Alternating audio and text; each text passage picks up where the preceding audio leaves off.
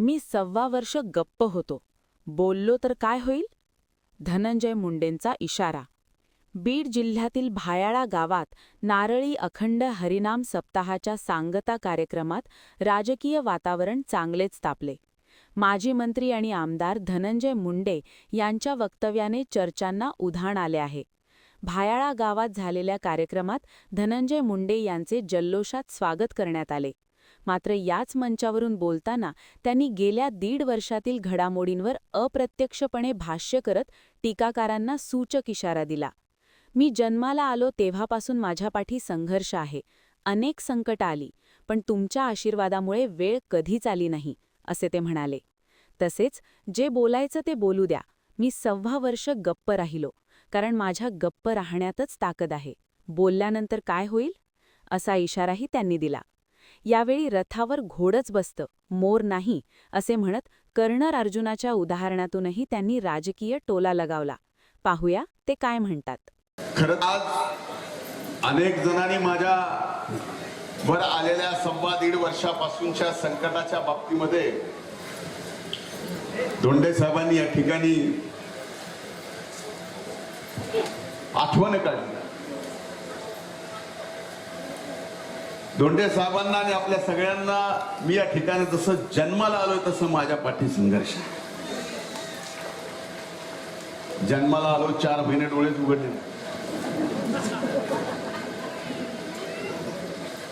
जन्मताच लिव्हरचा त्रास. कसा वाचलो देव जा. अनेकदा संकट आलं वरून, पण तुमच्या सगळ्याच्या आशीर्वादानं वेळ कधीच आली नाही.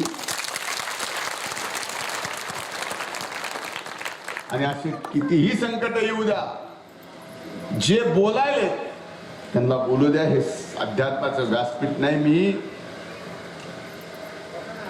त्रिविक्रमानंदजींना पण विनंती केली होती की मी अध्यात्माच्या व्यासपीठावर बोलत नाही, पण महंतांनी आज्ञा केल्यावर ती आज्ञा तोडू नये, हे भक्ताचं कर्तव्य.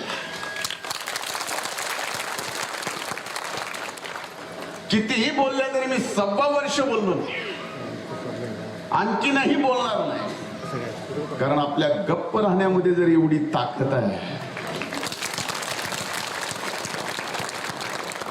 बोलल्यानंतर काय होईल? आमच्या अक्का तिथं बसल्यात आठवण काढली मोरळे अक्काची. पण एकीकडे वेगळी चर्चा आपण पाहतोय. एका व्यक्तीच्या डोळ्यात 1.25 वर्ष माझ्यावर झालेले आघात, त्याचा रागही दिसत होता. आणि मी व्यवस्थित इथं आलोय याचा डोळ्यात आनंदही दिसत होता.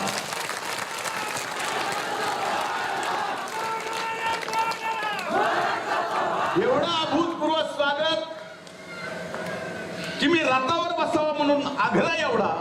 कुठं येऊ का? हे आडवा झाला गाडीच्या. पण ह्याला कसं सांगावं? मी म्हणलं आता तू आडवा तसा जर हा गाडीसोबत, मी पै जातो.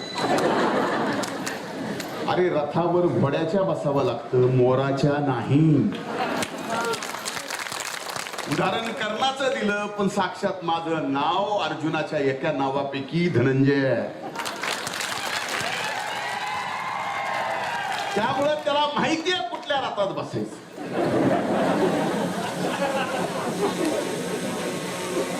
म्हणून काका आपली सगळ्यांची क्षमा मागतो की मी रथात बसलो, पण हे अभूत